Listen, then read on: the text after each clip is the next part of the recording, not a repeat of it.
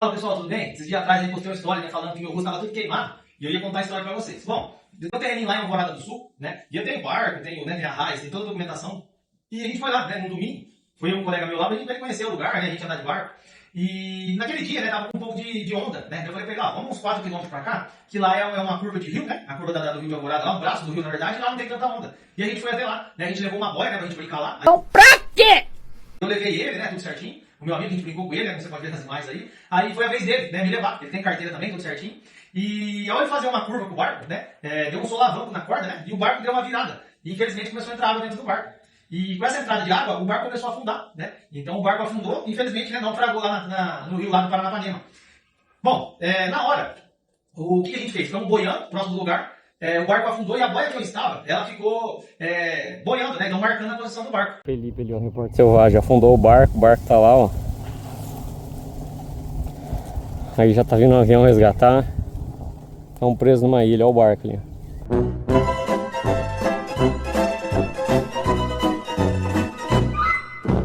O que a gente fez na hora, tá? Isso pode ser que aconteça com você, com a tua família, com pescadores, né? Então eu tô passando a experiência pra vocês que eu passei, como sobreviver, né, nesse caso aí. Pra mim foi bem tranquilo, né? Eu já sei nadar, eu sou bem desenrolado nas coisas, né? Então graças a Deus foi bem tranquilo. A única tragédia que teve foi o meu barco ter afundado.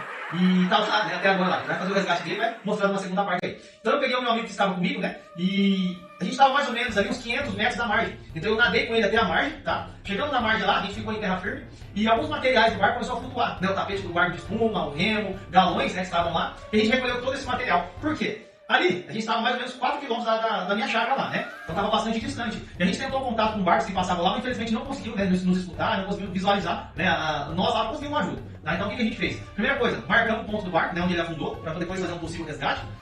Tiramos algumas fotos, né? Você pode ver na imagem aí, tentando mostrar uma linha, a gente referenciar 2 pontos e saber o ponto exato onde o barco, né, estava naufragado. Depois disso, eu pedi pro meu amigo ficar, né, exatamente no ponto onde eu deixei ele, porque se por um acaso eu conseguisse falar com alguém ou algo do tipo, né, ele chegaria até o ponto onde esse rapaz estava. Então, eu falei, fica bem certinho aí, tá? Não sai de jeito nenhum, só se você achar alguma embarcação, alguma coisa, você pedir ajuda, né, e vai embora, aí tanto faz. Né? Aí ele podia ir embora. E o que eu fiz? Bom, como ele estava sem celular, o celular dele molhou, o meu afundou também, então não tinha contato nenhum, eu comecei a andar na borda desse braço, né, pra tentar ganhar distância, pra mim conseguir nadar menos. A minha ideia era voltar nadando, né, até achar lá e pedir ajuda. E no meio desse caminho eu fui achando alguns objetos, então achei garrafa de 2 litros, achei cordas, fui recolhendo todo esse material. Nós estávamos de colete, tranquilo, a gente boiou, né, foi bem tranquilo. Então, até uma dica, lógico, é obrigatório usar colete, mas sempre leve, porque a gente nunca sabe o que vai acontecer. Eu já há 5 anos, né, já tenho embarcação, então é a primeira vez que me acontece isso, tá? Não fui eu que acabei usando barco, foi meu amigo, né, às vezes falta de experiência, alguma coisa, né, mas acontece, acidente acontece, graças a Deus tá tudo bem. Bom, fui andando, né, na beirada desse braço do rio até chegar no ponto mais próximo, né, onde tinha a cabeceira ali.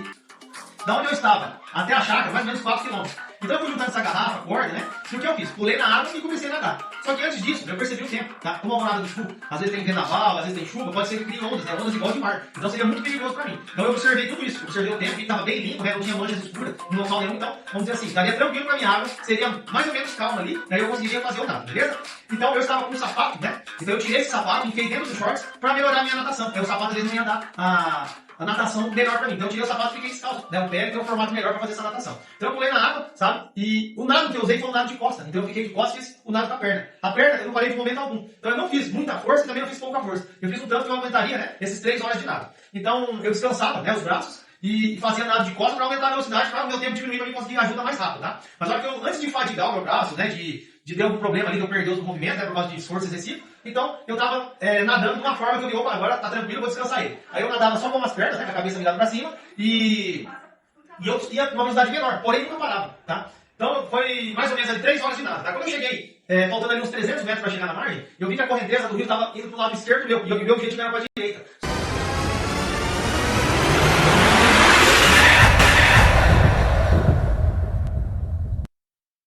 Só que aquela parte ali, as ondas já estavam um pouquinho mais forte. Então o que eu decidi? Na terra, com certeza não teria perigo nenhum andar, então eu decidi seguir a correnteza, né? No caso onde as ondas estavam na direção do vento. Então para mim foi mais rápido. Então eu acabei seguindo a direção do vento, a própria onda, né, a própria maré estava me ajudando na natação. Então consegui, né, chegar até o local lá, né? E pedir ajuda, né? Tinha um pessoal lá que tinha jet ski, eu pedi para resgatar meu amigo, passei o ponto certinho, né? Ele estava no mesmo lugar lá. E pegou ele e resgatou. Aí, chegando lá na minha chácara, né, o pessoal já estava sabendo, né, do que tinha acontecido. Se não me engano, meu amigo conseguiu que o celular dele funcionasse, mandou mensagem, né, para o pessoal ajudar nós. Então já tinha uma equipe lá. A gente foi até o local, né, tentar resgatar o barco, né, e os pertences nossos que estavam lá na beirada da mata. E uma coisa que a gente fez de errado, só a gente foi aprender depois. Primeiro a gente flutua o barco, deixa ele na superfície para depois arrastar. A gente tentou arrastar ele lá embaixo. Então, às vezes ele estava arrastando na terra, ou por algum motivo a corda acabou arrebentando, né? Onde a boia estava sinalizando ele acabou de afundar. Tá? Então a gente marcou os pontos de GPS, tudo certinho. Graças a Deus, tá todo mundo bem, né? Eu, meu amigo Val Guilherme. Só o barco que afundou. A gente tem todas as posições. E a segunda parte, agora desse vídeo, vai ser o resgate do barco. Então eu consegui falar com o mergulhador ali de São Paulo, meu amigo, do meu amigo Sargento Costa. Então ele vai fazer, a gente vai lá, vai com o sonar, juntamente com o Sargento Andrade, né? Com o Rodrigo, que vocês vão conhecer ele no próximo vídeo aí. A gente vai passar o sonar, né? Na área que o barco afundou, pra gente saber exatamente onde está o barco. A gente vai descer uma peça de ferro até ele, tá? E deixar uma garrafa de 2 litros ou de 5 litros marcando o local. Então o mergulhador vai já no ponto certo, né? Ele falou pra nós que vai subir o motor primeiro e depois o barco. Vocês vão acompanhar no próximo vídeo aí. Bom, esse vídeo aqui é pra alertar vocês, quando acontecer de naufragar, se tiver de caiaque, né? Quando você deve furar, ou afundar, ou um barco. Pessoal, primeira coisa, mantenha calma, tá? É que eu vou ter calma!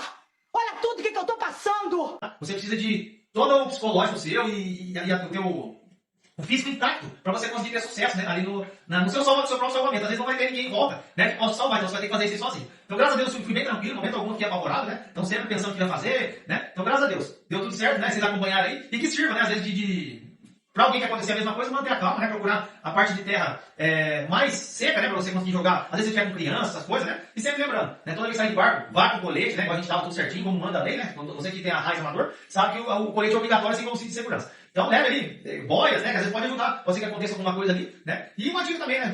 Deixar uma corda no barco ali, né? Uma corda de uns 50 metros, que se por acaso o barco afundar, tem a marcação de onde ele está para depois fazer uma possível resgate aí, beleza? Então querendo contar essa história para vocês, junto com as minhas aventuras, né? Já tem 40 anos de idade, aconteceu muita coisa comigo, mas essa eu vejo, né? A gente vê muitas reportagens, o pessoal acaba morrendo afogado, né? Por desespero. Então quero passar uma experiência para vocês aí, que eu mantive a calma e deu tudo certo, né? Agora, o próximo vídeo aí vai ser o resgate do barco.